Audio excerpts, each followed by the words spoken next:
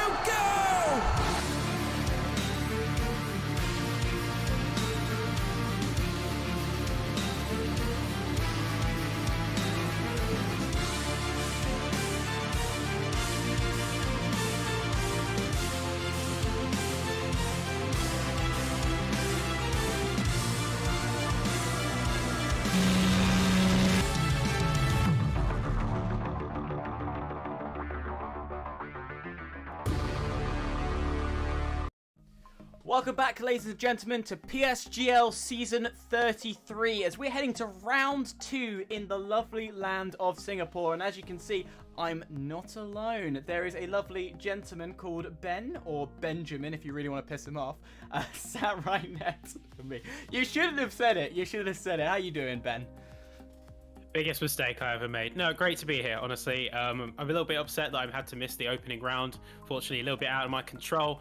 Any homeowner will know carbon monoxide, bad thing. But anyway, that's not about it today. Today, I'm excited because PCF4 is going to be fire.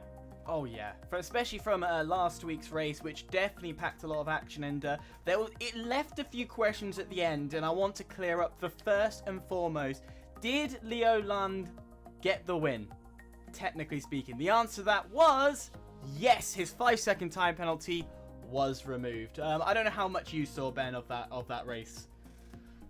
So I did manage to catch some odds and ends here and there. I say it was absolutely electrifying in terms of atmosphere, that's for sure. But yeah, it's good to have some clarification on those unknowns, and it's good to see because Leo Lund, I had the pleasure of commentating on him for F5 last season. Brilliant driver on their day, absolutely unstoppable. Oh yeah, he just went for it, and of course him being new to me, I was looking forward to seeing how essentially this person ran. To find out 13-year-old absolutely dominating the scene, it was mind-boggling, and a great driver to talk about. And talking of great drivers, you know, there's the whole pack, the whole grid is full of fantastic drivers. There are a few names that pop out for you. Oh, it's hard to say. I mean, I recognise a lot of them from F5 last season, of course, making the jump, making the promotion. So you've got, for example, you got Sparky, Leo Lund, you've got Joris, Danico, Super Gaming, just to name a few, all proven drivers in their own right, especially Super Gaming, because they pulled out some Herculean performances, especially in qualifying, I found. You know what's funny? You know all the drivers I did not know. The thing is, I know the likes of Alexander Dimas, Nicola Aleda, Elliot, Danny Coe.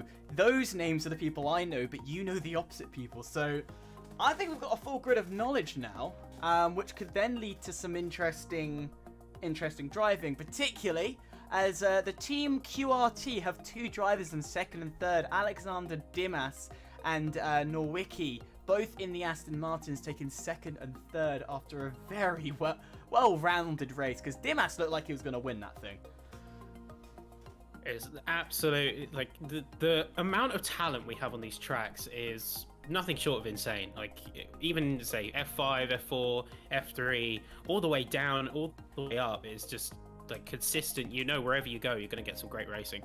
Oh, absolutely. And I don't doubt for a second we're going to get some further great racing, as I've just realised your camera has just appeared. There you go.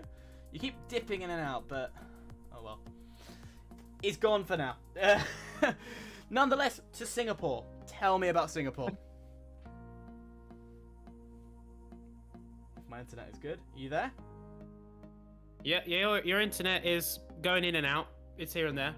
We make it. We'll make it. All right, Singapore. Tell me about it. Yeah. So Singapore, of course, under the lights. Rest in peace, Singapore Sling. But in terms of a track, in terms of the driver's challenge, I think it's very unique. You almost get similar characteristics to that of Monaco in a way. It's how it's very tight, very winding, relies a lot on sort of driver finesse, driver skill as you make your way around the track. I think you've got a few flashpoints overall on the track, just because it's extremely difficult sometimes to keep your car like bound to the track. A lot of right angles, and I think, of course, with 3 DRS zones, there's certainly a lot of speed to be had, but you don't want to overdo it. So those 23 corners, not one of them can you sleep on. No, you definitely cannot sleep on a single moment, as the first driver out on track will be the guy I bigged up from the very get-go. But oh no, it's not. It's not Johansson. It's Zerkary, our hobby host. A hobby loast. Hobby loast. Dyslexia at its finest. Oh, I'd say just looking around at the track, it's looking a little bit sort of cloudy, a little bit overcast, but otherwise looking like decent track temperatures all around, and Zerki is looking to immediately sort of get their feelers out for the track. The street circuits, tell me, what's the feel? Ooh, I love a good street circuit, and especially to watch in esports. It is beyond anything, because with these tracks, much like in real life street circuits, it's unforgivable, these circuits. So one small mistake and you are touching the wall. And when you touch a wall in this game, you lose a truckload of time. So, especially when you got some very aggressive drivers, and we do have names who are aggressive, such as Leo Lund, who, as I mentioned last week, fantastic, aggressive, likes to go hard. But even drivers down below, so it's Van Nage, who didn't perform well last week, he likes to get aggressive. So you see those people try, and with very tight walls and not able to maneuver, there's guaranteed to be at least a crash. Yeah, I think that key difference here of having those walls around you, you think more dedicated, purpose-built facilities, they have a lot of a margin for error. Yes, of course, you invalidate your lap, but I think drivers in the back of their mind, even if they don't realize it, they know if they pile it in too hard, they overshoot a corner, that could potentially be not just the end of that lap, but the end of their session. It plays on the mind a little bit. Oh yeah, and you do see hesitation from odd drivers here and there. But in qualifying, no one's hesitating here. 18 minutes of flat-out driving. And it's a format, to be honest, I prefer over the Q1, Q2, and Q3. Yeah, it looks like we're getting a couple of drops from the session, though. I think it's a couple of disconnects.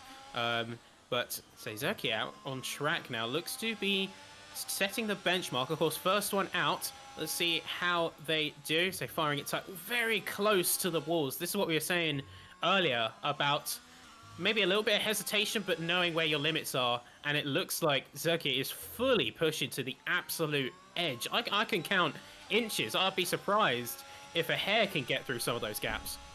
If you can spot a hair, good luck, because that is looking tight as anything as round into what is now going to be reprofiled. We're going to be going straight on in the 2023 season. We're not going to be taking turns 17 and 18. We're just going to go from 16 to 19. And for saying goodbye to the beautiful tunnel that has caused many, many spins. But round the final few corners, and then the double apex turn 22 and 23 we go. What has the Haas driver pulled off, and what are we benching today? A 136.3. I feel we could go lower, and Super Gaming has. So 116.1, can we see a match from Alessandro Finn? It's 185, not quite going to be there yet. Mikuláš is going to be the first driver to get in the 135s with a .947. Is anyone going to match it? I think that's a Mercedes coming around. I think that's Leo Lund. Is it going to be? Yes, it is. 135.839. Next up, we got a couple of the Alpines. What are they going to do? Sparky, 43, going to have to go again. Gustav, 36.0. That's going to put him in P3 for the time being as an AlphaTauri comes across, but they had an invalidation. They got an Aston Martin next. I think that is Alexander Dimas. What are they going to say? That's another 35.7 for the Aston Martin team. Absolutely brilliant. Yeah, Dimas definitely coming out to play. He lost his win last week, so he's out for blood. And if this is how it's going to be from the second race, Leo Lund and Alexander Dimas fighting it out, you know what? I'm happy for this championship to be like this from the get-go. Yeah, I think we got to see a little bit of a budding rivalry between the two. Of course, they made their names previous season F5. These two, they had the occasional head-to-head. Leo Lund just typically was a little bit further ahead. And as we know, Leo Lund, a little bit of an aggressive driver. So as we see some more of the cars coming around, I think it's an AlphaTauri next across the line. That is going to be Espanagi with a 36.0. And that leaves just, I believe there's 8 more drivers yet to set a time. Some of them out of the session through disconnect, but otherwise, you've got a few of them who need to get those times in and do it fast. Absolutely. Caudle's, I've been watching his lap on stream. We've all been watching it. And you could see on the N13, a little bit of oversteer, too much throttle coming into the driver, and that's going to cost him some time. And Caudle, the defender from last week, and a well-known, confident, calm driver, he's one to watch out for in that AlphaTauri. He is definitely an eye to keep, someone to keep an eye out, but an invalidation with a 136.6, it's not looking competitive.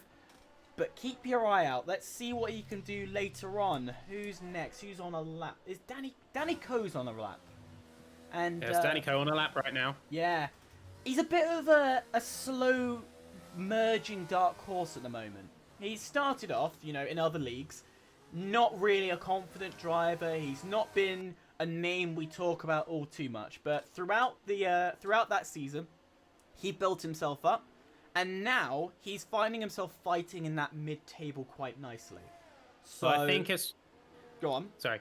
I think it's one of the cases of a lot of drivers who are potentially limited in terms of pace, and that's trust. It's not necessarily about sort of having the mechanical talent. It's about simply just having the trust in the car. Trust that the platform underneath you is going to do what you want it to do. Now, these cars can be unpredictable. I fully accept that. But say eventually you learn its little nuances, and it looks like Danny Coe might have learned those a little bit because he's just on the edge of the 36 and the 35 barrier. But yeah, it's just about learning the nuances of the car a little bit. And that can only really come with time and experience. So we have seen them built up from the bottom to, well, say now, fighting comfortably in that mid-pack. Hopefully we see them go even higher. Aleda is on a lap. The game calls it a purple first. Well, don't know how true that is. And again, another strong name that comes out of in this pack. Developing again through the tiers. In other leagues, he's actually fighting for a championship, so he knows what to do in a pressurized situation. Didn't really perform, you know, to what I normally see in P5. I've seen him fighting for that podium. I've seen him going for the win. But, again, he'll be out for blood. He'll be out to show what he can do today, and much like every other driver, he definitely needs to up his game. Yeah, absolutely. I think it's a difficult one to judge. I think we're, in some cases, very early in, and I think in other cases, you kind of have a bit of a read of some drivers already. But this is I think it's a lot of unknowns at this stage, simultaneously, as well as we have some known quantities, and we have some wild cards that can potentially really throw a spanner into some of these fights. And Nicola Aleda going to cross the line. It's only good enough for P10. Not where he wants to see himself. At all. Who else is on a lap? Leo is coming round to start his lap. Do you want to do a hot lap for him? So that'll be Leo. All right, let's have a look then. Let's see how Leo does. So we've got to hop on board and see what they can bring. So start, finish straight. You've got to break full DRS. Of course, now you have the full battery. You have everything at your disposal. About 185 miles an hour. You can just about squeeze before you head into the first little complex of corners. It looks like a good through line there. Just keeping it shy of the track limits. Making sure you hang out nice and wide. Get the best arc through. Not push it too much on the curbs, because otherwise you'll hit it on the edge of the exit. A little bit of traffic coming up for Leoland here, and it's going to be a little bit tight, pushing up right to the wall. You'd see just those tapered concrete barriers almost look like they're scraping the tire curtains, but coming out and through into the second sector, it's looking strong for that Mercedes. You can see the AlphaTauri peeling out the way. So good on-track etiquette, good sportsmanship being shown there. So really, you want to aim almost to hit that little orange bollard, but just going shy of it, because by the time you come out, you're coming straight through under the bridges here. I'd say open it up the taps a little bit. You have a little bit of wiggle room. DRS fully open. Second, and looking at the oh, that was a Williams just disappearing right there. A little bit of a magic trick there. Internet problems. I see. Well, Leoland right now looking very confident. You can see just how close he's getting to those edges there. It can't be topped at the moment. Oh, he almost looked like he had to lift for a split second there. Just getting it a little bit too fine. Anyway, coming around final corner now. Oh! Is it going to be enough? It's improvement. But it's not. It's invalidated, I think. Just on the final turn, on the edge, he was pushing all so well. It would have been positive, it would have been competitive, but Leo Lund just went too hard at the end and cost him dear. And that's opening the door for Dimas. He's going positive on his time, he's looking confident, and he pushes the margin even further. A throw. It's like a boxing match here. Just beaten down by Dimas, Leo has. But there is still another round, another bout to come round. So it's not over. It is not over. Well, for Dimas, this is the rematch. He had the knockout on the first time, and now he's got to come back. He's come back with a chip on his shoulder, it feels like. 3/10. You don't just make 3/10 without making a sort of statement. I'll tell you who's also looking strong. 2/10 already in the second sector. It's Van Nage.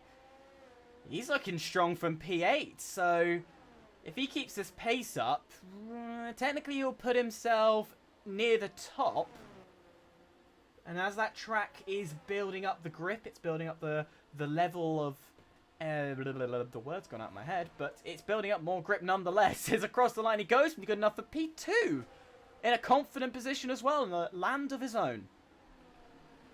Yeah, so this is where we get to the real competition. These last 5 minutes, this is where you really find a true judge of who is fast, who's going to be bringing the heat here. As we see a bit of a jump, that is Cordon. 135.6, going to join his teammate. And that's going to be 2 AlphaTauris out of 3 spots. That's where I normally see Cordor, though. Up near the top, and the Ministry of Defence himself will be happy to find himself in that position because he's tough. He's not easy to get past on a track like this, which does have areas of overtaking. It is easier than other street circuits to overtake. Elliot Norin. Yeah, that didn't look very smooth, didn't it? Yeah, just lost the tail a little bit overconfidence on the throttle there. You see, I know this. I know that feeling. It's a case of matching your throttle to the situation. And when you're so close to the edge, if you see that negative delta, it's all too tempting just to gun that throttle a little bit harder. But as soon as you do that, you drop the rear and it's game over. I think I've got a feeling Aleda is on the opposite strategy. So instead of going out, as everyone else will, he's delayed it a little bit and he's going out later to get more grip from the track. So that's a positive delta on the first sector though, so not finding much improvement off the start. Yeah, and he kind of dropped the tail a little bit there, just coming into the second sector. So not looking the most promising. Either way, he's going to continue. He's going to hold and stick to his guns here. We're going to see what comes out of this lap, even though it might be one worth saving for, considering he's out and kind of running out of time. Can't really be affording to take chances. But that being said, it could be working in favour of his teammate. If he stays out a lap longer, could potentially give Alessandro a tow. I'm going to have to question the rule book to say if you're allowed a tow, because I'm pretty sure you're not in this league, actually. Yeah, which is very unfortunate, because I feel that should be allowed, because if you're communicating with somebody, why not? You're working as a team, nothing wrong with that, but rules are rules. But he's positive in his time, so he will complete this lap. It will bump him up a few positions, but I don't see confidence in Aleda's driving. This isn't a track for him. It's not one that's really shining all too well. P7 still sets a good statement, but I don't feel he's happy in that car. I don't feel that's him at his best. I definitely feel like you can see it's almost in the micro movements of the driver, those split-second hesitations that entering into an apex, diving in not as hard as you should, or maybe a little bit later than you otherwise would. It's those tiny little inflections that really reflect how you are as a driver, how confident you are, perhaps. And yeah, I'm like you, I'm not seeing it right now with Aleda. Sparky, you've known him, you've seen his racing. I've seen one race of him, and already I know this man's a fighter. Currently P14, he's going to start his final run. What are you expecting from this man? I'm expecting a lot of aggression. I'm expecting him to really push and go harder than really anyone else on the circuit is. You see that level of commitment coming through out into technically the first DRS zone. That level of commitment is something we should expect to see the whole way round. And Sparky is not one to back down, not under any circumstance. Well, he's already knocked off 2 attempts off the get-go. The first runner of the final runs, and through the technical second sector, where it does get a little bit complicated, the corners get harder. into turn 10, where the Singapore sling was unfortunately removed, as much as the entertainment for the fans, but the annoyance for the drivers through 11, 12, and then 13 were probably the hardest of the corners as you are turning while you're braking. And if you know anything about turning while braking, as that Haas is in the way. Oh, really? Just really? That's gotta hurt for Sparky. But he had nowhere to go. He was on a lap. I don't know what the Haas was doing in that scenario. Because, yeah, it's just really had nowhere to go in that situation. That Haas, there's only one Haas driver, and that's Zerkary. That is disappointing to the max. Why the driver did not get out the way, pull out the way, clearly was not on a lap. There's no words for it. You're in tier 4 or F4. You've got to respect the person on the lap. Yeah, it's just a common thing. It's like you got to yield. There's no real sugarcoating of it. You need to yield. So, who is on a lap? So, currently in the front of the train will be Norwicki in P9, who is slightly improving. And it's only by a small, not even a tenth, on their first sector, which in my eyes, with what Dimas has put down, that lap time's looking a little untouchable right now. It really is looking like he's just in a league of his own. I can't see how it's going to be toppled. And if so, it's going to be a Herculean effort by one of the drivers. There you go. That's Sparky out of the session. Just say, having none of it. And yeah, these sort of final runs are really going to be the tells and the judge.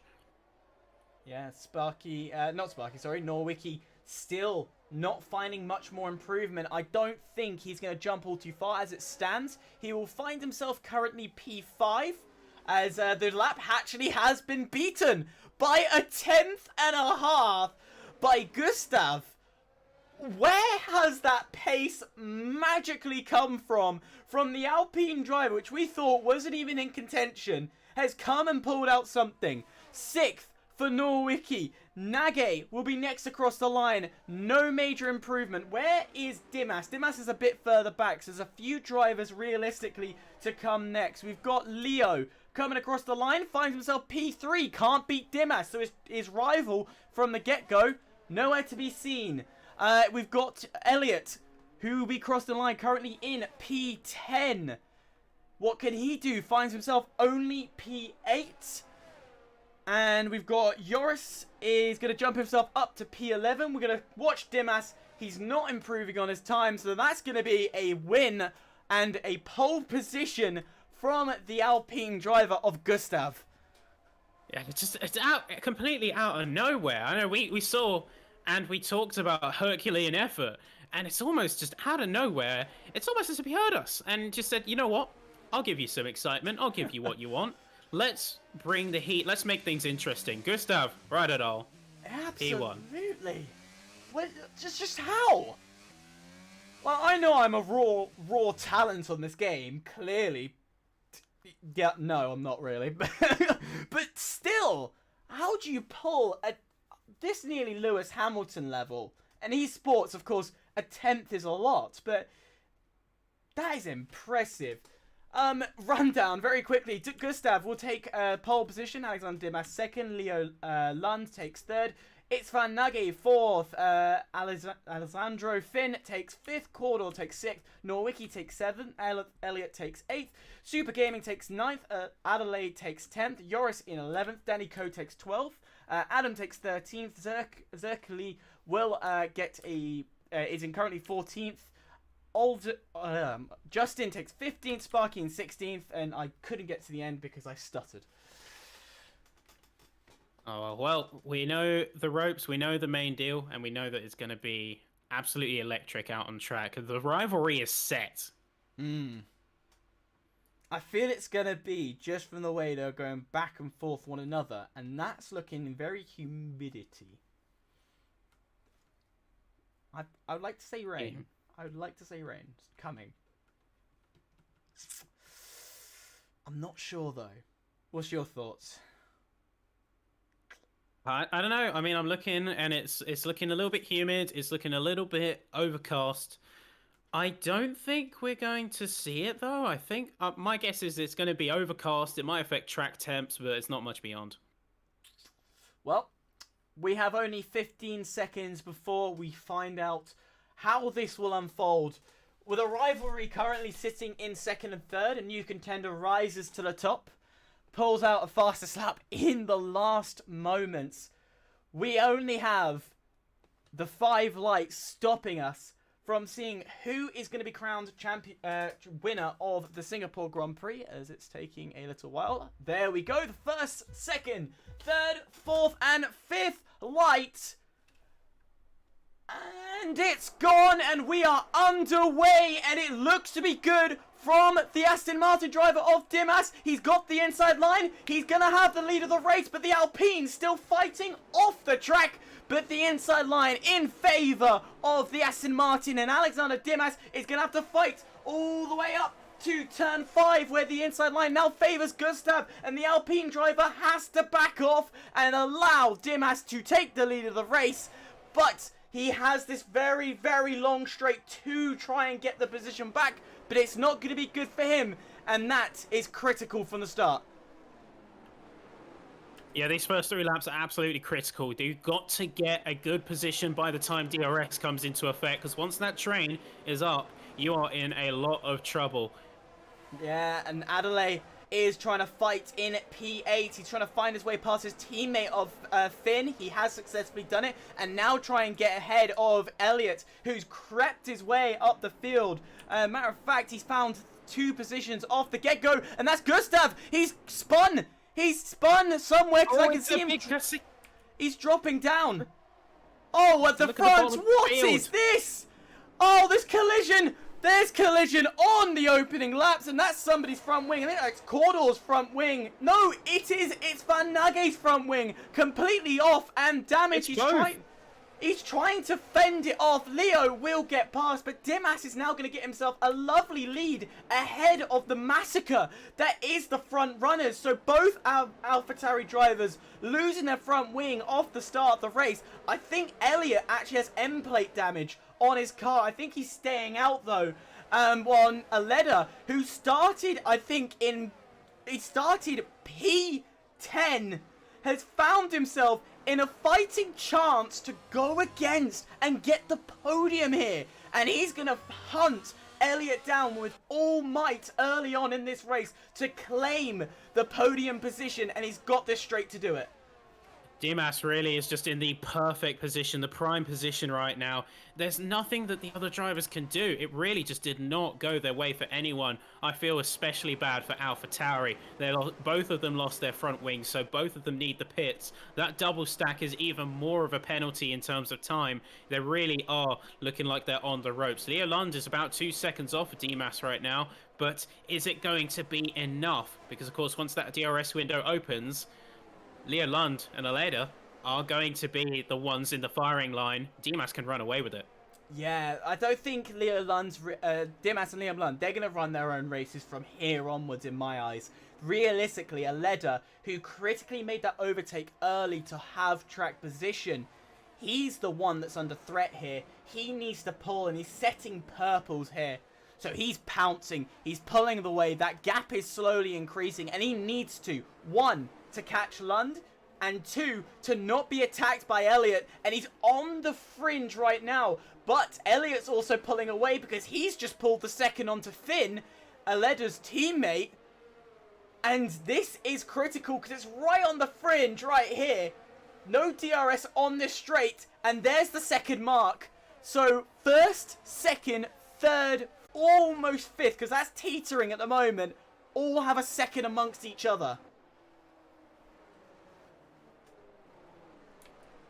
Yeah, right now, I mean, keep a close eye though. Aleda's on mediums. Everyone else is on hards. That's the wild card in all of this. Aleda's setting purples. Aleda's gaining time. He's going to get into Leo Lund's firing line before long. But how long will he stay there? Running that alternate strategy is going to offset their cadence to the rest of the field. But you got to make the most of those mediums while you have him. He needs to get in DRS range fast if he's going to have any chance of attacking. Yeah, he does need to make sure he uses them early, because you're right in saying they're going to wear off extremely quickly. Unlike the drivers in the hard tyres, which I know Super Gaming's using a lot of his energy, because right now he's up the rear end of Finn. You've got to be careful though, because if you also, as a hard tyre run, if you use all your tyres up early, even if, say, you know, Aleda decides, right, I'm going to calm down here, just take a chill pill, which clearly he's not, because he's already on the rear end of Lund. Yeah, that's quite impressive. Well, I think to try and conserve the mediums is sort of to run counterintuitive to why he's got them on. The hards, and I always say this, the hards are your mile munchers. They are really just the tyre that does the miles that you need to get them to in order to be on the compound that you really want. So Aleda has sprung for that compound they want early and is absolutely using every inch of the track and every inch of that rubber in order to reel them in. Because once they're in a position of strength, short of the pit window, they can get that deficit, that difference, once they swap onto hards and their opponent swaps onto mediums. It's a lot easier to hold a position than it is to take it. Absolutely, absolutely. And one thing I noticed, just that onboard shot got me the information that Aleda's still got just under 40% ERS. So that's enough, really, for him to attack our current championship leader, who has gone, oh, I was about to say he's gone wide, but no, that's just my very bad internet, deciding that it's going to go wide is it's Van Nage, who's currently in P12, and a lot of free air, not going to lie, has set the fastest lap of the race. Yeah, he's got that clean air. He can do anything he wants with that space. Of course, at this point, we're kind of looking at two separate races because everyone who got caught up in that initial collision, that initial scuffle, because you had coming out of the second DRS zone and then it coming in to just say the front runners and heading into sector 3. You kind of sort of separated into two fields now. It's almost like a Group A and a Group B, where you have Nagy leading Group B, and then you've got this massive gap between himself and Soltes. Absolutely, and the only way this could come back is via a safety car, but I've never been wrong so far, but this track always seems to bring out a safety car, and I don't feel today's going to be any exception. From what we saw at the start, there's going to be somebody who's going to get aggressive and hungry for a position, much like Super Gaming right now, who is definitely hungry for a position, closest out of the pack, but just not close enough to make the move. But that's the first of the DRS zones. He's going to have another strike into turn 7 a bit later on. Yeah, but keep an eye on Finn, and keep an eye on their, more importantly, their reactions to Super Gaming's presence, whether that's looking behind constantly or whether that is simply looking to block off moves almost preemptively. You're going to start to see that pressure build. Even if Super Gaming isn't necessarily pouncing, just having their car there, having that known presence, because right now Finn is in a little bit of a jam because they've got themselves and they've got Norin ahead and then Super Gaming behind. They're kind of sandwiched, but saying that, Super Gaming just bumped the wall. He did slightly tap it. But what I did notice is, as we were talking about the reaction of what Finn will do, he responded in a very positive way and saying, yeah, you know what, Gaming, you're behind me, but I'm still going to attack the guy ahead because I've got the better pace. And I love to see that. That's a lot of confidence coming from the Ferrari driver to say, yeah, screw you, let's go for the attack, let's take this position, Elliot's being slow, I want to be ahead. Yeah, that confidence is absolutely what you need right now. Looking at the situation, looking at his options, the best thing that you can do is just keep your head high, focus on your target ahead. Don't be overconfident, because if you put yourself out of position, that just opens you up to Super Gaming, but still, have your convictions on your target. Don't let that waver. A little bit of a rear slide from Finn there, just losing a tiny bit of grip, but he's still holding his own quite comfortably. He is, and Super Gaming is a lot closer than he was before, but still, that straight just needs to be a couple more meters longer, and that's an overtake waiting to happen as he's almost shoving the Ferrari driver down the short straight before tapping the brake, and he is in a prime position to attack into turn 7. He might decide to actually go for the move here. It's the closest he's ever been. He looks to the inside. He's going to go. That's a late move from Finn. Oh, that is very dirty indeed, and Finn will be looked at That is for sure changing direction under braking. Yeah, that's really cutting it fine line there. Of course, can't say for sure, but I'm pretty sure that that's going to be flagged up to stewards, and that's going to be taken heed of, because you're coming right up to the corner. It did look very sketchy. It looks like they were barely on the edge of control in that Ferrari. So you could maybe argue a case for it and just being super late on the brakes, almost locking up. But yeah, certainly warranting a little bit of a gander. I don't think that's going to be the only opportunity Super Gaming will have. He will have more chances because that scuffle, that movement will not do anything good on your tyres, because I do believe he did lock up a little bit. So that's not going to help the degradation. And we've still got, I can't do the maths in my head, but 20 odd laps to go. We've got plenty of time to see another strike at him. Yeah, so 25 laps to go, and I think this is great for Super Gaming right now, because, saying that though, they did lose the car a little bit. They did drop off some time. They're still in that, Super Gaming, massive slide around the final corner. But I was about to say, Super Gaming knows that Finn is vulnerable. If they made such a late move, they know that they're worried. They're feeling that pressure, and they can capitalize on that by continuing to pile on. But saying that, it feels like Super Gaming right now is kind of under their own pressure, because Danny Coe is now just 4/10 behind. Started P12, Danny Coe. He is making gains today and finding his groove. Is this going to be another high position? Because he did brilliantly last race. An absolutely brilliant job, as my table just disappeared. Continue while I try and work out. He got P6 last race. So one more position and he'll be back into P6. I do apologise. My diagram messed up. Yeah, I think it's a consistency game. If Danny Coe can continue to make these consistent gains, these consistent moves up the field, if they can secure another P6, then they really just have absolutely nailed a season opener, purely on the fact that they know that they can bring home points for themselves and for the team. And between that and drivers who may have flashes of brilliance but otherwise dwell down in the lower spots, the consistent's going to come out on top. Always, always, and always indeed. Talking of consistent, and we haven't really spoken about them, but I feel we should make reference. Alexander Dimas. Sitting comfortably, you know, he's lost a little bit of time. He was 2.6 ahead of Leo Lund, but Leo has been digging away at that lead, brought it down to 1.6. So, if you're Dimas right now, would you start to get concerned the fact that that lead is creeping away? I wouldn't get concerned until the pit window, to be honest, because right now, Dimas has the power play. Leo Lund does have about 20% more battery on him, 84 versus 60. However, you've got to keep in mind, Dimas has that time sink, which is going to absorb that battery difference, and also has the position of power purely just by being ahead. So they will eventually get into that second range. They will eventually get DRS. However, until you get past the pit window, you can never really know for sure what driver is a threat unless they're right at your bumper. I don't think we're going to see that big of a jump, though, in the immediate term.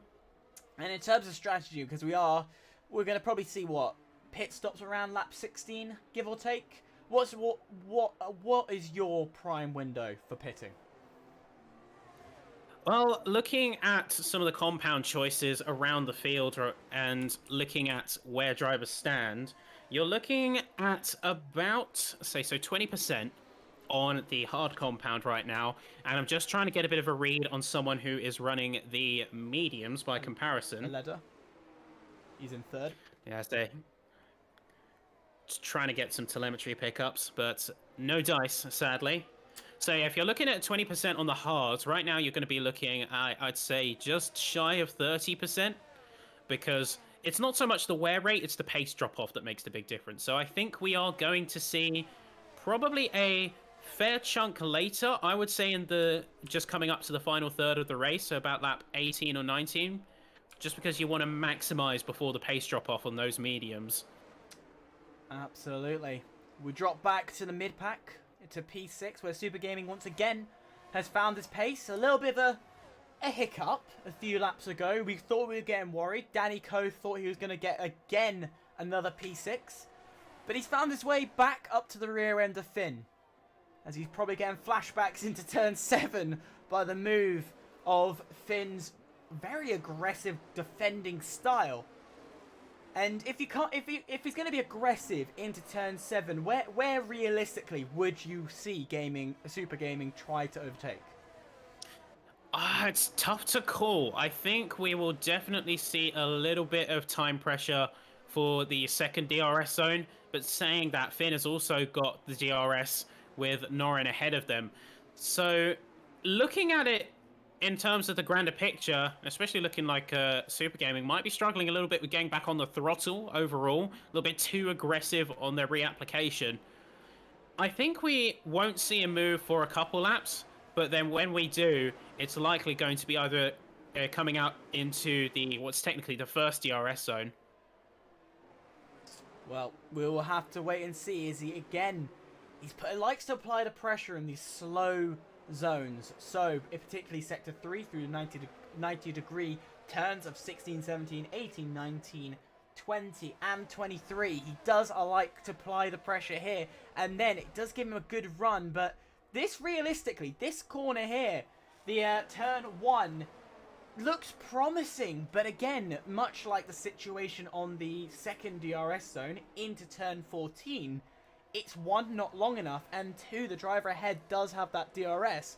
That's just making it 10 times harder. But has he got the pace for this attack? No, I think it's a little too far away, as he's only 0.4. And realistically, to overtake with a car ahead, you're looking to be 0.2.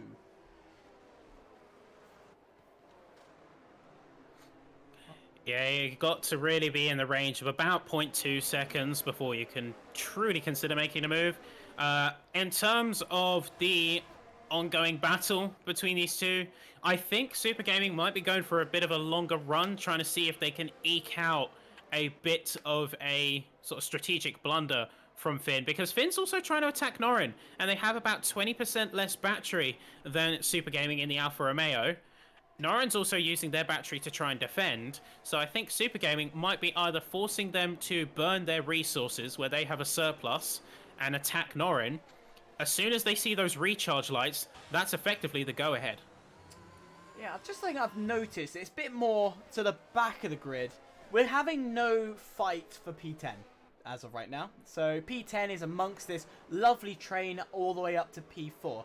But there's one lonely guy who's, you know, you could give him a margarita and he'd probably sit back and relax. Akos sitting in P11, nothing ahead of him, nothing behind him. He's not even fighting for points. When you're in that position, what goes through your head? I think the main things that go through your head is questions like, right, where do I stand now? What do I have to gain? What can I realistically do from this stage? And I think in Akos's case, the best thing that you can really do is just run your race, because people, like I said, Leo Lund's 3 seconds, they were starting. No! They were stacking up penalties and a warning, sorry, and they eventually come back to bite him. But it's those kind of events. Unpredictability can happen, so consistency is where you find your strength. Akos might not get points tonight, but if he continues to run his race, keeps his head down, something might happen up ahead that gives him an opportunity. Well, there's the first of the possibilities. A penalty to Leo. He definitely, well, he's caught up to Dimas brilliantly. He's already in DRS zone, but that penalty just ruins everything. All the hard work, the blood, the sweat, and the tears you put into that drive, all for nothing, unless he can get past and pull away. And as we're closing into that pit stop window, this is realistically his only opportunity to get past and to pull a 3-second gap. Yeah, you've got to look at it from the perspective of damage limitation now. There's Leo no Lund, flag. he's pushed it a bit too far. Yo, flag! Oh, no safety car though. Yeah, it looks like Goji just lost it coming out of the second sector. So they didn't have any traffic around them. Doesn't look like anything's being called out as a result. But yeah, Leo Lund has to look at it not from a perspective of winning, but a perspective of damage limitation. It's no longer about if they can pass Dimas. That point is moot. They need to look at it from the perspective of, okay, can I secure my position by getting 3 seconds on a ladder? Yeah, and as mentioned, with no safety car, this would be possible. I do genuinely believe that Dimas and Lund will almost incentively work together to make sure that they both get ahead. But at the same time, Dimas might turn around and play the evil card. You have to remember, Leo is currently the championship leader. Dimas could back up Lund into a leader, and that means another position dropped. You got to look at it from Dimas's perspective. What does Dimas have to gain in the situation by helping Lund, helping out their rival, in effect? And yeah, of course, we are all, let's say, like good people and friends here. But when it comes to the racetrack, no mercy is spared. It's a tough sport. It's a ruthless sport. It is. Like one. So Dimas has to really think about it and think about where he stands. So he is in that sort of striking distance for Lund, but by nature of protecting himself, he's also going to be jeopardizing Lund and slowly backing him into a ladder anyway. So even if he had a choice, I'm not sure if it was one he would take, but it doesn't look like he has one. I'll tell you who is up for an attack. Super Gaming onto probably his most competitive position. Currently 0.25 seconds behind the Ferrari, and it might be a look into turn one. You can see the aggression from the Ferrari moving offline to defend. So now Super Gaming knows, all right, you want to play? Let's play. That's a good exit off the exit of turn three, and he's going to have a better line into turn 5. Now, he's going to try and lunge this. This is all too clear. It's all telegrammed as round the inside. He is going to make the move, and the Ferrari is not going to defend this. He knows all too well that's a move I cannot fight off. And now my attention turns behind, because the McLaren of Danny Coe is going to say to this, you know what? He's already slow here. Let's try and get him quickly. Yeah, Finn is really kind of just trying to regain their composure at the moment. Of course, they lost the position. They're going to be fixated on getting it back, almost to their detriment, because if they're not careful, they just leave the door wide open for everyone else to blast through, as Danny Coe is so eager to do right now. You see right on the tail of that F175, just not giving him an inch there. Of course, going to have the DRS, but Finn is going to have the same. This is the big push. Danny Coe is going to be going for a move, going to go on the inside. Ooh. Finn is kind of squeezing him out of there. It's nowhere left to go. He has no choice but to yield and put back that Ferrari in P6 for the time being.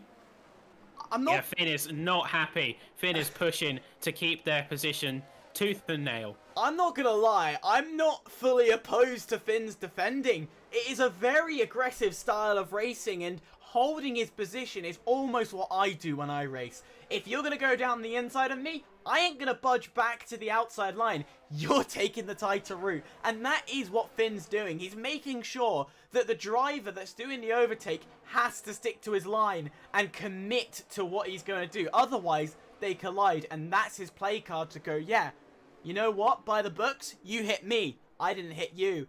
So it's going to be interesting what defense Finn's going to produce next, because Danny Coe, once again, is right up the rear end. He's ready for another strike into turn 7. What can he do? He looks to the outside. He's going to pinch to the wall. That's a bit too much from Finn. You can see what he was trying to do, and that's got to be a safety car to come out. That has got to be something, because that Ferrari staying put, it's not moving. He's just about getting it back. He's just about, but there's going to be so much debris on track. I have to wonder if there's going to be something called a VSC, anything. No, it's going to be absolutely nothing. A little too much on that defending. I like aggression. I love aggressive defending, like Nikita Mazepin. I love that. But just be careful. Don't overdo it, because mistakes like this will cost you. That then goes to the steward's room, and to be honest, some people could view that as completely dirty, unethical racing, and I'm really putting the worst case scenario, could get you kicked out. So you've got to be careful with that style of defending.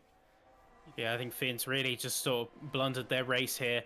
I respect it in some ways because, remember, the racing rules, it's the attacker's responsibility to do so safely. It doesn't mean the defense has got to give you a nice silver platter and a cake on top. They can make it difficult. They could make it so that you have to work for that overtake because it's your responsibility to do so. But like you said, there can be too much. There can be defensive maneuvers that are outright dangerous and kind of cross that line between hard but fair and straight up problems. But there you go. That's Finn down in P14, going to have to limp their car back to the pits for a new front wing. Absolutely. And talking of people in the pits, his teammate has just popped in, a leader. He was running the mediums, and now he's on the hard. So against the other strategy of everyone else. But it does pose that question. Yes, he technically is on a different strategy. He's pushed this car to get onto lap 15. Do you react, though, as the leaders? Because this guy's now on a fresh set of hards. And he's going to start pumping in some pace in here. Because initially, okay, maybe not off the get-go because the tyres are cold, but they're going to warm up after a few laps. And then he's going to start pumping in good numbers, better than what tyres they're currently on. Well, I think you got to look at it. The first lap is going to be a warm-up, and you're going to be naturally off pace anyhow.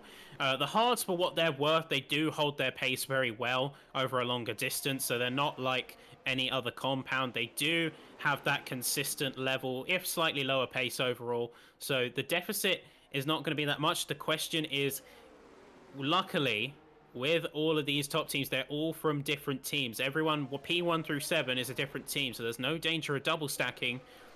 It is a looming threat, but not one that I would be initially phased by, because I maximize those hards, like I said, and then get the maximum pace out of your mediums. Then it's not so much a concern as it is just a standard operating risk.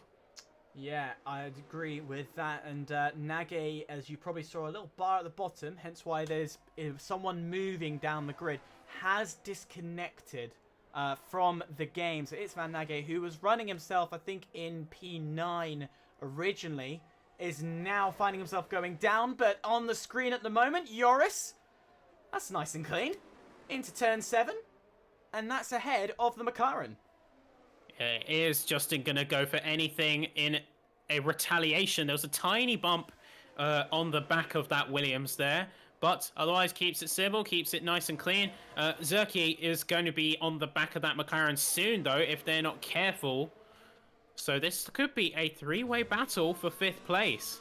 Yeah, and this could go down all the way to when the pit stops really open up. So we're going to be keeping an eye on this, and you can see the line Zerky has put out. It's looking strong, but on the screen, on the dash, you see the little orange box that says overtake. If that's not illuminating green, he's not put in an extra power. So the Haas driver deciding, you know what, this isn't my time. I'm just going to play patient and play the strategy game over fighting with the guy ahead of me. It's not worth the fight, and to be honest, I don't blame him. It really is not worth this fight as of yet, until we get a little bit closer. Yeah, right now Zerky plays the strategy. He doesn't play his opponents, he plays the rules almost. He's got a significant battery advantage. If he can extend that advantage, because he has no rearward pressure, no one to defend from, he doesn't have to put in anything on the overtake. He can squeeze a bit of battery out of Justin and also recharge his own with the DRS. So when they do come out of the pits, they do come out on even keel. Zerky can potentially come out on top right out the gate before those mediums have time to grip in for both of them. You say that, but that Haas driver got a good exit. He's using a little bit, but he's not fully committing into the turns, into turn 7. No, I feel he could have. He definitely could have, because he had the better run. He had the better pace. He just decided not to deploy and not to attempt. But you can tell that Haas is ready to go. As soon as one of them pits, he's off. He's off into the wind, and already he's looking for a bit of a dangerous overtake into what used to be the Singapore Sling. But no, again, he's playing mind games. He's even making me question if he's actually attacking or not. No, it absolutely is mind games. You got to look. He's putting in enough to get Justin to be on the defensive, burn his battery in retaliation, but not enough to actually put himself in any real danger. He is absolutely playing the strategy game. It's just, if it's doing a good job of it, if it's fooling one of us. Then again, it doesn't take a lot to fool me, but nonetheless, Joris has pulled himself a second gap. So while Justin's been focusing on the Haas driver behind, that Williams is now going to try and pull off into the distance as the two leaders will pit. That is big news. There you go, and that's going to set up a chain reaction now. The cadence of all the other top runners as they all jump in. Super Gaming is going to stay out a lap more. It's going to inherit lead of the race. Noren's in. You got Justin in. You got Zerky staying out an extra lap. It's a leader we need to keep Actually, an no, eye Joris on, wasn't though. in. A leader in P8. He's now going to rack up the positions, but the two ahead are going to be out ahead. But that's not going to be out for too long because Lund's behind, and Dimas is now got to contend on cold tyres to hold off against a 4-position Ferrari. And that Ferrari is looking pacey. It's looking for the hunt for the Aston Martin. But I think Dimas has just done it right. Dimas has 30% extra battery. He has the means to defend. Aleda's kind of running out of time, so he knows he's in prime position, but he only has, realistically, about 3/4 of a lap to do it. And he's out of the DRS range as well. 1.1 seconds. I think that time could have passed him by. He's going to have to be a bit more patient before he gets another shot. Well, on your screen, the people who have pitted, people who have not, is Super Gaming, deciding, you know what, I'm going to go long. Joris says, we're still in this, and Zerky will also say, we're staying out. And Akos in P8 has not pitted, so the positions as stand is not fully confirmed. I don't believe any of the top 3 will make too much of an impact to the top runners, but nonetheless, it'll be interesting to see where they do come out later. And we still have to remind you that Leo Lund has that 3-second time penalty. So Aleda, who has got himself ahead, is in a really good position because those hard tyres are going to wear off over time. And then those mediums are going to become stronger. They're going to be strong in the first part. Lund, if he's got good pace, might get past. It's saying that. Actually, no. Lund is completely off pace. He's 7 seconds behind. What? Where is his pace gone? I think Lund might have potential down. No, yeah, there's your answer. Where's the front wing? Yeah, he lost had his front front wing wing. damage. And he's going on to softs. He's going for fastest lap. He had to change his strategy. He had to compromise. He's going for the fastest lap where he lost that front wing. He lost that advantage. He's kind of lost it. Oh no, so the championship almost now handed on the second race to Alexander Dimas. Handed perfectly on a platter to Dimas, and Aleda is going to sit here smiling as well because he now doesn't have to think of the strategy, doesn't have to listen to what I said. He can run his own race and focus on the guy ahead of him. I still think it's a good form of damage control by Leo Lund. Even if his race is compromised, he knows what the championship means to him. So locking out that fastest lap, locking out that single point, still good, still worth it. Aleda is still seeming to be pushing, even though they are technically on a softer or a slower compound, sorry. They do seem to be overcooking it a little bit into the curb, so maybe a bit of impatience. But yeah, Dimas is just in a league of their own right now. You've got, of course, Zerky and Joris up ahead. Joris is going to go into the pit. Zerky is going to stay out for yet another lap. I think it's a longest stint mileage so far, because I think Akos might be going into the pits next. But crazy to think that Zerky is taking this all the way. Are they going to go as crazy as to do a hard soft? That's what I was going to ask you. A hard soft strategy. Why not? You know, you're technically in the midfield. You're not contending for the front. What's wrong with doing it? Because right now, as it stands, he will find himself, what, P6? P7? Round about those positions, if he pets. So why not go for it? Take that risk, go long, put on those set of softs and go aggressive for the end. Or a safety car? No, potentially. Oh, no, Leo Lund's in the wall. What, again? I thought that was safety car. That's my mistake. It was just yellow. But yeah, Leo Lund all the way down to P16 now. Looks like their confidence is gone, it seems like. I can't tell what happened, but that confidence is just, it's gone in a matter of seconds.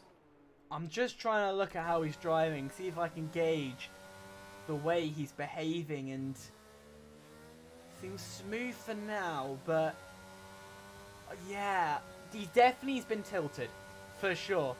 He's been tilted, something's uneased him, something's not working right. It might be the setup with the current fuel load that's on him, because he has gone softs very, very early. That could be a problem for him. Whatever it is, that confidence in the car, which is vital, something's destabilized it, and he struggled to find his center again, find his balance again. Can't really re-establish with the car, and that is a big red flag for Leo Lund's race performance here. Alright, let's find out what Zerky is deciding to do, because realistically, he might not get 7th. No, he is playing safe and going on to the mediums. Yeah, I think it was way too risky, honestly. Looking at the soft performance, you most get about 5 laps out of them, and that is almost even pushing it on that. So to extend all the way to 25 laps on those tires is just, say, asking for a bad result, because the pace drop-off is very significant as you get to the very high percentages. A risk do you wish to take?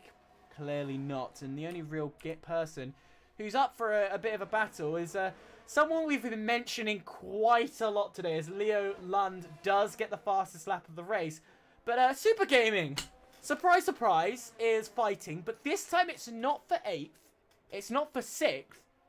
It's for the podium. He's fighting for P3. And all day, this man has been trying to get ahead of a car. This time, it's in the colour of blue. And that's Elliot Norin.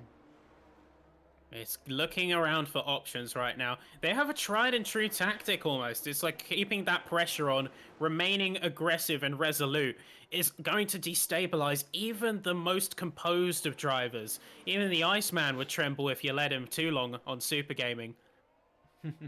Oh, saying that though, it can be a little bit too much, as Super Gaming has also been as prone to destabilizing as their opponents as destabilizing themselves. They're losing a bit of the back, and I do wonder if just generally on the whole everyone's gone with generally very front heavy setups in terms of grip. We're seeing a lot of drivers almost have to catch themselves from oversteering and losing the back. But would you say, because there's quite a lot of braking zones here, are they trying to compensate for the heavy braking and put some grip into that front tire where you don't have any traction? I think they're just looking to make sure that the car is fully loaded for turn in, because it's much better to have it on turn in and then moderate through your input on the wheel compared to if you have, say, a little bit too much loaded on the rear and then your front kind of drags. You get a little bit of, all saying that, you've got Joris on a penalty though. 3 seconds, pushed it a bit too hard. That's compromised them. They are going to be dropping down to a position down to P7 with current standing. But yeah, front loading the car, helping you get that turn in and then moderating it with your wheel input. You notice how no driver is ever really at full lock. That's because they load the fronts, make sure that the car has the capacity for turning. Oh, no, it doesn't look like any front wing damage on the telemetry readouts. Do they have anything visual? Nope, looks like the car is okay. Yeah, that was a real smack. I don't have the game audio loud. I might need to adjust it, but that was a real whack in my ear.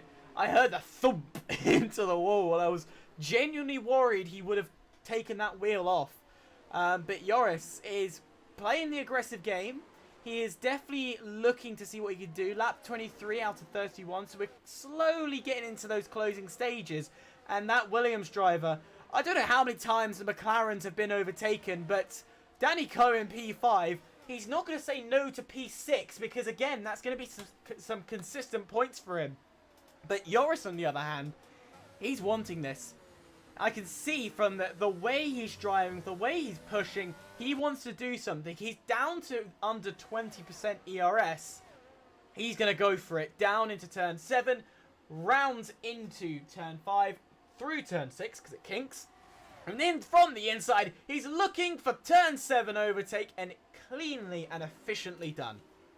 Everything was put into that move. It was a real sort of final Hail Mary there from Joris. Manages to get it done. Danny Code still has about 20% battery, but more importantly, Joris has the dominant position, and they have just enough to apply a bit of overtake to just keep them at bay. If they can keep the recharge, control the pace, because 12 seconds, you're not going to push through out in 8 laps. So right now, Joris just needs to be on the full defensive to protect that P5. it's one of those questions you do ask, and I will ask it to you. In this position, do you want to be the driver ahead, or realistically, do you want to be the driver behind, where you have that DRS, you can recharge your battery better, and come, say, lap 29, which is realistically when you do your final fight, do you want to be the guy behind or the guy ahead?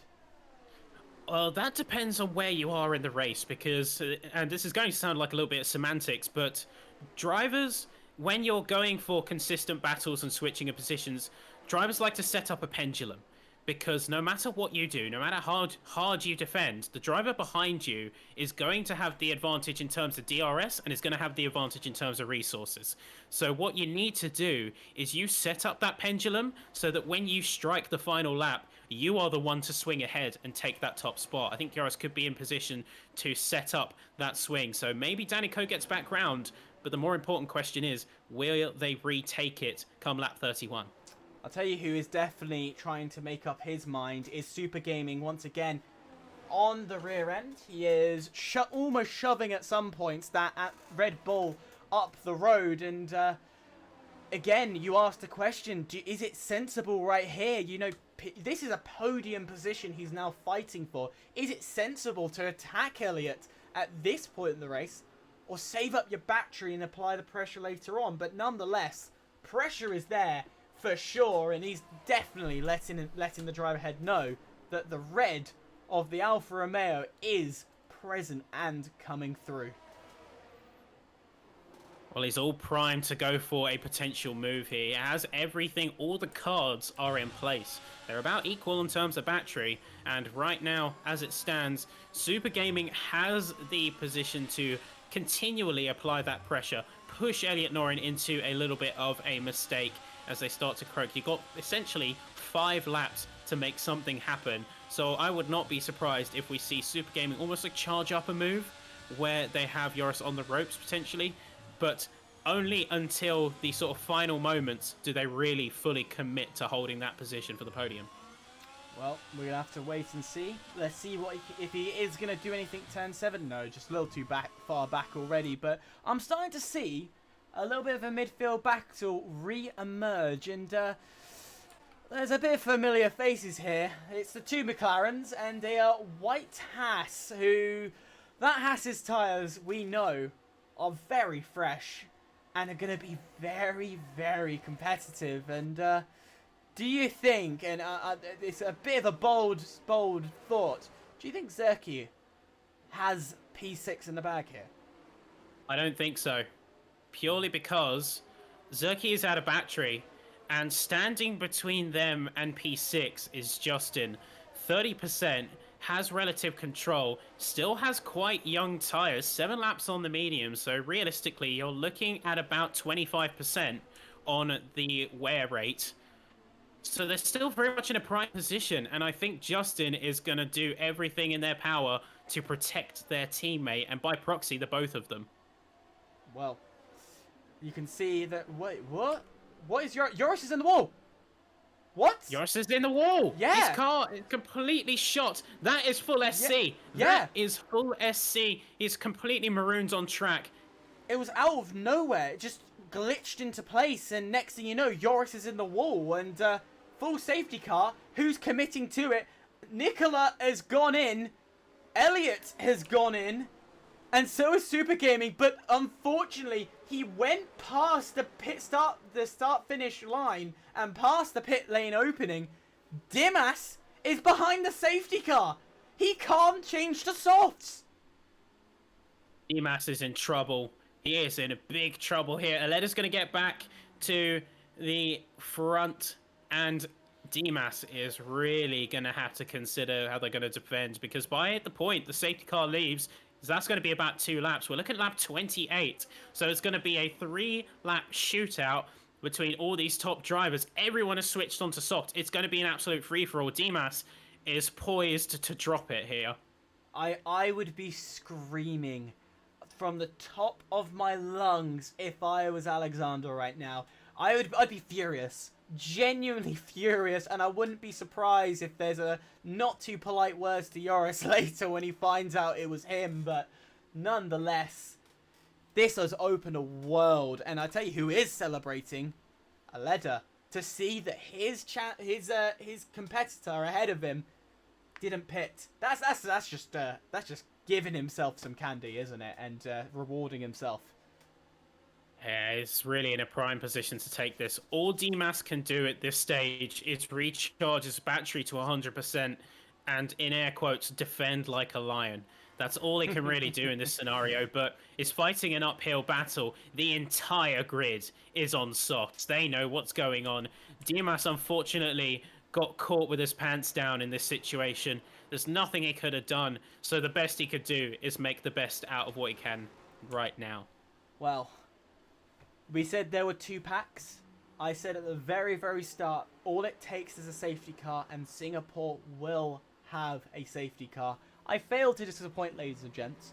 What do we have here? Oh, safety car. I will never lose the bet. It's a risky move, but Dimas is going, you know what? The pack is still quite spread. Let's go damage limitation, and let's pit for softs. So he's playing risky here. Let's see where he's going to come out. You almost saw the little wiggle in the tires from Maleta there, almost as if he was celebrating. You're saying, yes, DMAS got caught out of the cadence here. There's nothing he could have done, but here we go. So quickly, onto softs. Where is he going to be able to come out? It looks like he's going to be in P7 here for DMAS, just coming out of the pits. Maybe just behind Gustav Ryderdahl, but just about getting ahead in time. Coming back out onto the track, he's made it. So a good amount of damage limitation there. I think, brutally honest speaking, it hurts to make that sacrifice. But I think DMAS couldn't have done anything else. I think it was a really good move there. While the pack was spread, earliest opportunity, get on those softs, get on the compound everyone else is running, because it's either P7 and potentially higher when he unlocks that pace, that full battery, or you are looking at a real tough time, just refusing to yield and then ultimately dropping down like a stone. I'm going to be real with you. I don't think he should have pitted. I don't think so. There's not many laps left. This is a tight street circuit. It's not like Monaco. There are still overtaking opportunities. But screw it. Get your elbows out. You're going to lose, what, 1 or 2 positions. But to lose 7 and then run the risk to be on the same pace, the same tyre of everybody else, where they're going to be attacking like hell, that ain't a risk I'm willing to take. I'd much rather stick it out in a great position and bag some bigger points. But that's my perspective on that.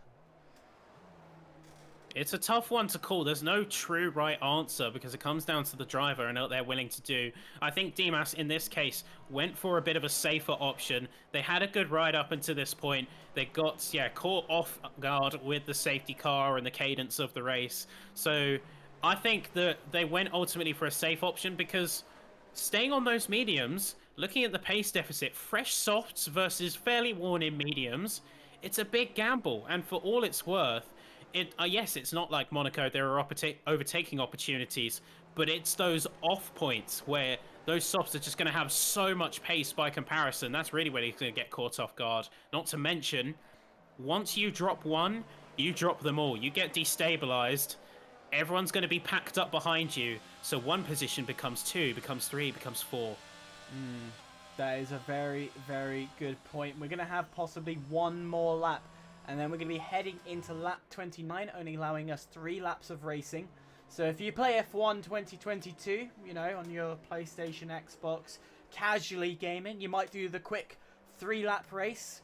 Well, we're going to get 3 laps of racing, and these boys do not hold out. They do not wait. They are not patient, and they will strike. So prepare your voices, ladies and gents, because this is going to be a roller coaster. This is one of those cases where I'm thankful the game has a hard-coded no safety car for the last 3 laps. Popcorn, anybody? And quickly grab yourself, quickly brew the kettle. You have enough time to brew it. Pour yourself a cup of tea or a coffee, whatever, and then sit back down because we are about to have the drive of our lives. It all comes down to this. Aleda has the dominant position.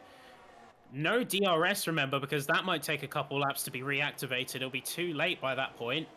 So it all comes down to raw pace, and everything gets decided by Aleda's launch. If they mess up the launch and Norin gets the jump on them, it is game over. Massively game over as we wait for the safety car to cross the line. It's just a bit further up. Give me the good news. Give me the sign. There it is. Safety car in this lap. And Aleda is now the safety car. It's controlling the pace. And this is where you got to play some mind tricks here. Aleda, you can see, doing everything he can to get some heat into those softs. He knows he can push them a little bit because he's not got any more laps beyond these three to really manage them.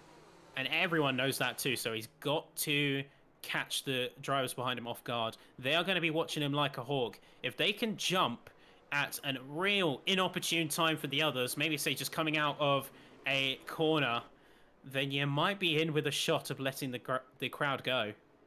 It's March 2023, and it's going to be one action-packed month.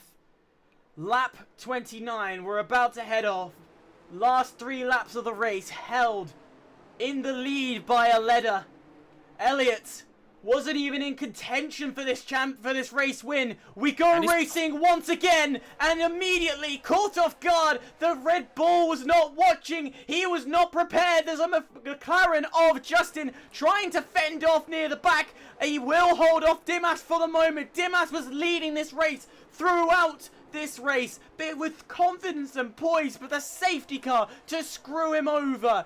Elliott has not found the right time. Aleda has done the hard work. He has found the work he's needed. He's pulled the second away, and he's feeling happy. He's feeling proud. But Dimas is doing what he can, recovering from the unfortunate opportunity, but he just can't get through.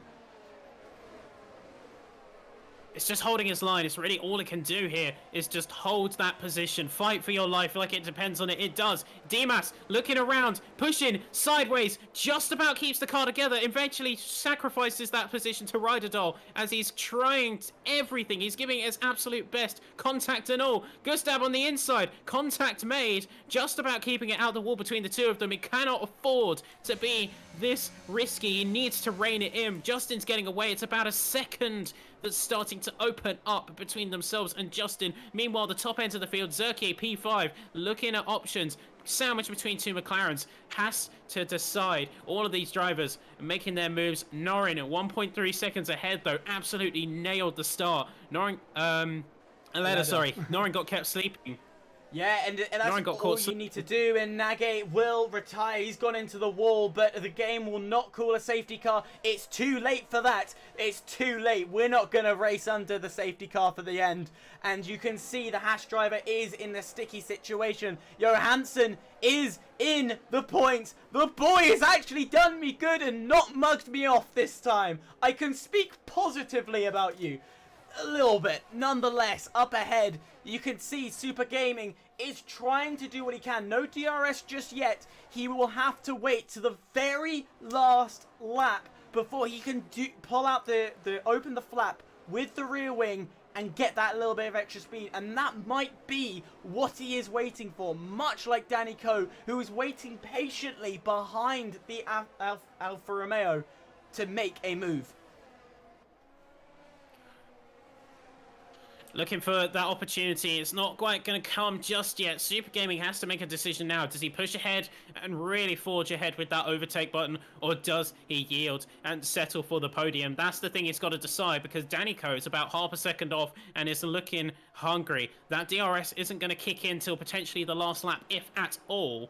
So that's really the time that he has to make a decision. If it were me, I would stay safe, because Norin is trying everything to claw back that second gap. I don't think it's going to be enough, but they are going to try and secure P2. So Super Gaming's got to follow suit and secure P3. Absolutely, and Norin he needs it. He needs the DRS. He's desperate. He's on the cusp, but it's not there. It's not his for the taking. So Super Gaming's going to know for sure, right, DRS is enabled.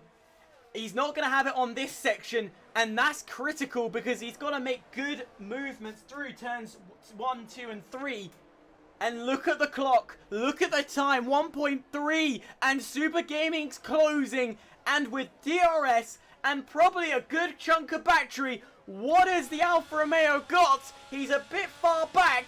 He's deploying it all.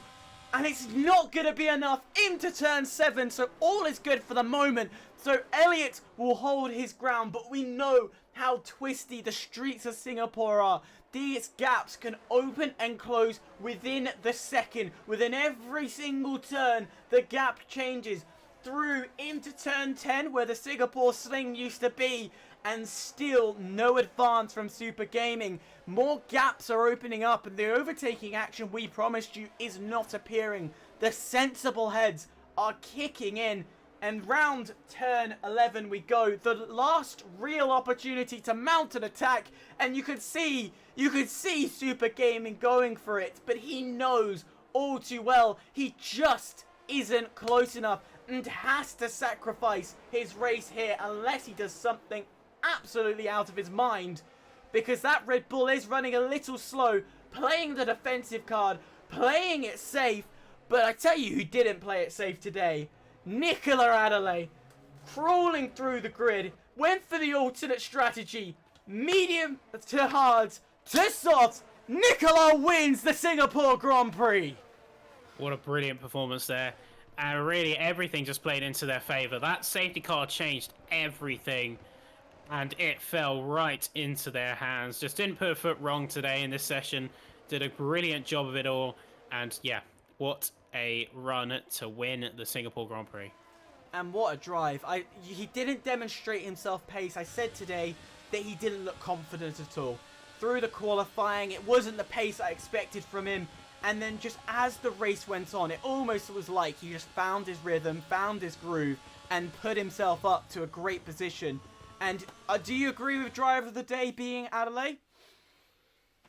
I couldn't say anything else. I mean, yeah, look at the performance. It came alive in the race today. Quali, maybe not Quali Merchant, but pulled it together in the race. That's what matters.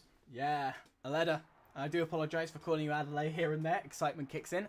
Aleda, quality work. But a couple of drivers, realistically, we should also talk about up here. Danny Coe, P4, Super Gaming, P3, Elliott, P2. We never saw that. Taking account all these, actually, the top 6 qualified below P8. And they all have gained positions. Goes to show how quali isn't everything. Quali sets you up for success, but it's not a guarantee. I think we've demonstrated that perfectly tonight. A lot of these top runners in the race didn't do so hot in qualifying, but where it came to push came to shove, they absolutely pulled it out of the bag. Legendary stuff. Yeah, and talking of the championship as well, I would have to do a bit of maths to work out who is still at the front. I think that will slightly change, technically speaking, but nonetheless, the runner of Nicola, he's definitely pushed himself in a prime position for sure.